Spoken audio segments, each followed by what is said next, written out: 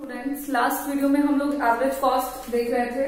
Average cost के बारे में हमने देखा कि ये सम टोटल है एएफसी और एबीसी का, average fixed cost and average variable cost का, जिसमें से हमने एवरेज फिक्स्ड कॉस्ट के बारे में समझ लिया है। इसका ग्राफ वगैरह देखा, ये डाउनवर्ड स्लोपिंग ग्राफ बनाता है और डाउनवर्ड स्लोपिंग इस वजह से क्योंकि ये इनवर्स रिलेशन दिखाता है आउटपुट और एवरेज फिक्स्ड कॉस्ट के बीच में। उसके बाद हम लोगों ने अपने लास्ट वाले वीडियो में एवरेज वेरिएबल कॉस्ट को भी समझ लिया है, इसका भी मीनिंग देखा, टेबल बनाया था और ग्राफ बनाया, और जिससे हमें पता लगा कि एबीसी का जो कर्व का शेप है वो यू बनता है, यू शेप का वो बनता है क्योंकि स्टार्टिंग में एवरेज वेरिएबल कॉस्ट जो है वो घटता है और फिर कुछ लेवल ऑफ प्रोडक्शन के बाद ये बढ़ना शुरू हो जा रहा था ड्यू टू द एप्लीकेशन और the operation of law of variable proportion. अब ऐसा है कि हमने एवरेज फिक्स्ड कॉस्ट और एवरेज वेरिएबल कॉस्ट समझ लिया है, तो इन दोनों की मदद से अब हम लोग एवरेज कॉस्ट को समझेंगे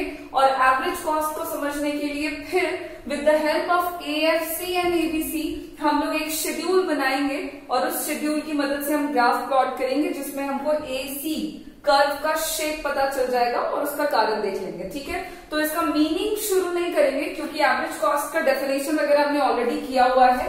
एवरेज कॉस्ट क्या था आपका, तो ये कॉस्ट था जो पर यूनिट आउटपुट के प्रोडक्शन पर लगता है। हमने ऑलरेडी पढ़ा हुआ है कि पर यूनिट आउटपुट को प्रोड्यूस करने में जितना भी कॉस्ट आता है उसे हम एवरेज कॉस्ट कहते हैं। एसी बराबर भी देखा था, एसी को निकाल सकते हैं टीसी को total number of output produce से डिवाइड करके, और साथ ही साथ एवरेज कॉस्ट जो था वो हम ऑलरेडी कर चुके हैं कि ये सम टोटल है एएफसी और एबीसी का। यहां तक की बातें हमारी हो चुकी है। अब इसके आगे चलेंगे और इसके आगे हम बनाएंगे एक शेड्यूल और फिर बनाएंगे एक ग्राफ। तो ये यहाँ पे है हमारा एवरेज कॉस्ट का टेबल और शेड्यूल, आप जो बोलना चाहें बोले। यहाँ पे हमने लिया हुआ है आउटपुट जो प्रोड्यूस किया गया है, जिसको यूनिट्स में मेजर कर रहे हैं, जो 0 से शुरू कर करके हम 10 तक जा रहे हैं। मतलब यूनिट वाइज हमने आउटपुट के प्रोडक्शन को बढ़ाना है और फिर हम देखेंगे कि एवरेज कॉस्ट का बिहेवियर क्या है। यहाँ पे हमने एवरेज फिक्स्ड कॉस्ट लिया है। एवरेज फिक्स्ड कॉस्ट का वही वैल्यू है जो अपने पिछले वीडियोस में लिया था, एवरेज फिक्स्ड कॉस्ट जिसे हमने टोटल फिक्स्ड कॉस्ट की मदद से निकाला था। टीएफसी को, अच्छा यहाँ पे एफसी कैसे निकला हुआ था, तो टीएफसी को total number of output produce से डिवाइड करके, तो ये हम कर चुके हैं। तो वही वैल्यूज यहाँ पर है और यहाँ पे हमने एवरेज वेरिएबल कॉस्ट लिया है जिसे हम रुपीज में मेजर कर रहे हैं, और एवरेज वेरिएबल कॉस्ट को हमने डिराइव किया है by dividing the total variable cost by Q. मतलब टोटल वेरिएबल कॉस्ट को total number of output produce से डिवाइड करके हमने एवरेज वेरिएबल कॉस्ट निकाला है, तो उसका वैल्यू ये रहा। ठीक है, अब इन दोनों की मदद से हमें एवरेज कॉस्ट निकालना है और ये सुपर सिंपल है, इससे ज्यादा सिंपल कुछ नहीं है। सिंपली आपने इन सारे वैल्यूज को ना ऐड करते जाना है, जोड़ते चले जाना है, और जब आप जोड़ोगे तो जो भी रिजल्टिंग वैल्यू आएगा वो हो गया आपका एवरेज कॉस्ट। ठीक है, तो चलो जोड़ना शुरू करें। 10 + 10 = 20, 9 + 5 = 14, 3.3 + 8 = 11.3, 2.5 में 7 ऐड करेंगे तो 9.5, 2 + 6.4 करेंगे आप तो आपका हो जाएगा 8.4। इसी तरह से आप जोड़ते चले जाएं तो आपको यहाँ पे हो जाएगा 7.9, ये हो गया आपका 7.9, दिस वॉज 8.2, यहाँ पे जोड़ेंगे तो 9.1 और 9 + 1 = 10। तो यहाँ पे आपको एवरेज कॉस्ट का वैल्यू निकल आया है और ये हमने सिंपली निकाला है average fixed cost and average variable cost को ऐड करके। एसी को निकाला है एएफसी प्लस एबीसी करके और इसे हम रुपीज में मेजर कर रहे हैं। अब देखो नेचर यहीं पे समझ में आ जाएगा, बिहेवियर समझ में आ जाएगा। स्टार्टिंग में आपका जैसे जैसे यूनिट वाइज आउटपुट का प्रोडक्शन आप बढ़ा रहे हैं, शुरुआत में देखिए क्या हो रहा है, एवरेज कॉस्ट का जो वैल्यू है वो स्टार्टिंग में इनिशियली घट रहा है। ठीक है, ये इनिशियली घट रहा है, धीरे धीरे ये फॉलो कर रहा है, and then from the 7th unit आपका यहाँ पे एवरेज कॉस्ट का जो वैल्यू है वो बढ़ना स्टार्ट हो गया है, एंड देन वो बढ़ता ही चला जा रहा है 7.9 से 8.2, 9.1, 10। अगर सवाल है कि ऐसा क्यों हो रहा है, एवरेज कॉस्ट का वैल्यू पहले घट रहा है और फिर बढ़ रहा है क्यों, तो इसका भी वही जवाब है जो इससे पहले हमने एवरेज वेरिएबल कॉस्ट में पढ़ा हुआ था कि किसी भी फर्म में शॉर्ट टाइम पीरियड में जो लॉ ऑफ वेरिएबल प्रपोर्शन है, ये एक लॉ है जो शॉर्ट टाइम पीरियड में एप्लीकेबल होता है। ये जो लॉ है ये शॉर्ट टाइम पीरियड में फर्म में लागू हो रहा होता है और इसी के कारण इसी के अंदर शुरुआत में इंक्रीजिंग रिटर्न्स मिलते हैं, जिसमें फर्म को होते हैं कुछ फायदे, कुछ बेनिफिट मिलते हैं, जिसके कारण कॉस्ट जो है वो इनिशियली घटता है और इसी लॉ के अंदर कुछ वक्त के बाद फर्म को डिक्रीजिंग रिटर्न्स देखने को मिलते हैं।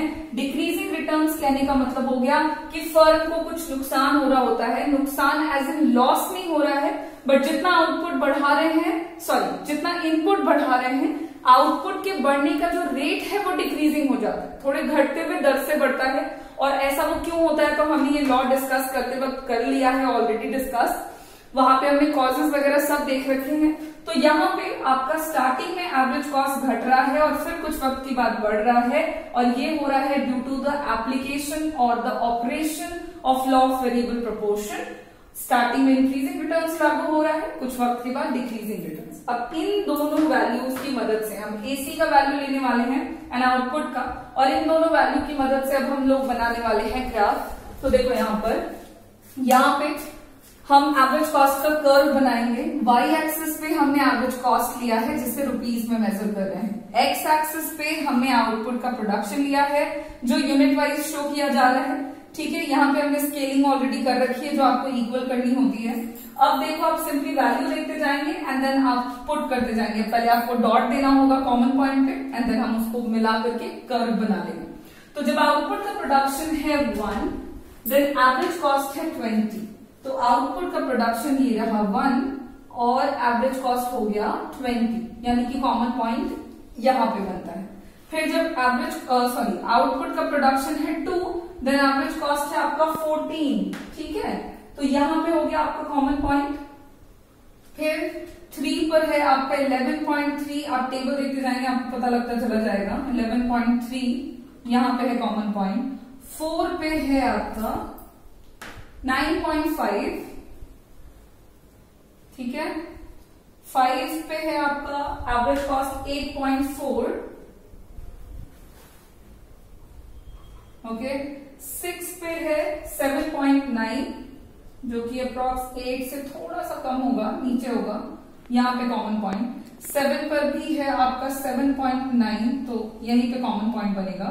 फिर 8 पे आपका एवरेज कॉस्ट जो है वो बढ़ करके हो चुका है 8.2, तो कॉमन पॉइंट यहां रहा। 9 पे फिर से एवरेज कॉस्ट बढ़ना चालू हो गया है, दैट इज 9.1, तो एवरेज कॉस्ट कुछ यहां बनेगा। ठीक है, देन 10 पे आपका एवरेज कॉस्ट है कितना, तो 10, तो दोनों का कॉमन पॉइंट हो गया यहां पे। ठीक है, अब देखो हमें टोटल डॉट्स मिल चुके हैं, इसको सिंपली आप मिला दो। ठीक है, फ्री हैंड से जब आप इन सारे डॉट्स को मिलाओगे देन आपको एवरेज कॉस्ट का एक कर्व मिलेगा और इस कर्व का जो शेप बनेगा, इसको थोड़ा सा आप कंटिन्यू कर सकते हैं ऊपर तक, क्योंकि अगर हमने और वैल्यूज लिया तो ये और बढ़ जाएगा। तो ये जो आपको शेप दिख रहा है ये थोड़ा यू शेप है, थोड़ा नहीं, इनफैक्ट पूरा ही यू शेप है। तो एवरेज कॉस्ट का जो कर्व है ये यू शेप का बनता है। क्यों यू शेप का बन रहा है, तो इनिशियली जो कॉस्ट है प्रोडक्शन का वो घटता है, तो घटने के कारण कर्व जो है वो डाउनवर्ड आता है। कुछ वक्त के बाद ये आपका ऑलमोस्ट कांस्टेंट रहता है और उसके बाद कुछ लेवल के बाद कॉस्ट फर्म का बढ़ना चालू हो जाता है, जो कि हमने ऑलरेडी टेबल में डिस्कस किया था। तो जब कॉस्ट घट रहा है, क्यों घट रहा है, क्योंकि इंक्रीजिंग रिटर्न्स मिलते हैं फर्म को, मतलब शुरुआत में फर्म के खर्चे ज्यादा नहीं होते, फर्म को थोड़े फायदे होते हैं। फिर कुछ वक्त के बाद कॉस्ट जो है वो आपका बढ़ना चालू हो जाता है, ये इस वजह से क्योंकि फर्म को डिक्रीजिंग रिटर्न्स मिल रहे होते हैं। और अगर हम कहना चाहें इंक्रीजिंग रिटर्न्स और डिक्रीजिंग रिटर्न्स को एक लाइन में, तो यहां पे आप कह सकते हैं कि फर्म को में लॉ ऑफ वेरिएबल प्रपोर्शन जो है वो ऑपरेटिव होता है, जिसके कारण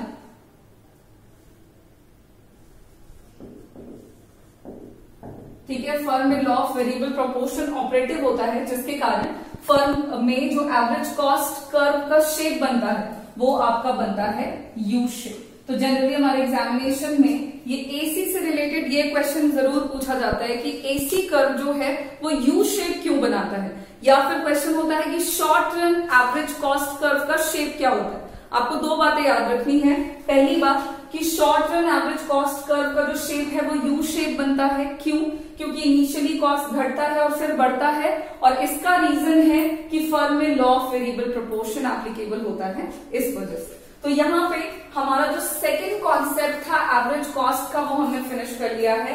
यहाँ पे बिल्कुल full and final average cost के मीनिंग से लेकर के उसका टेबल, उसके अंदर आने वाले जो कॉस्ट थे जैसे कि AFC, ABC, हमने वो सारे पॉइंट्स जो है वो कवर कर लिए हैं। And then average cost curve भी देख लिया जो कि यू शेप का बनता है।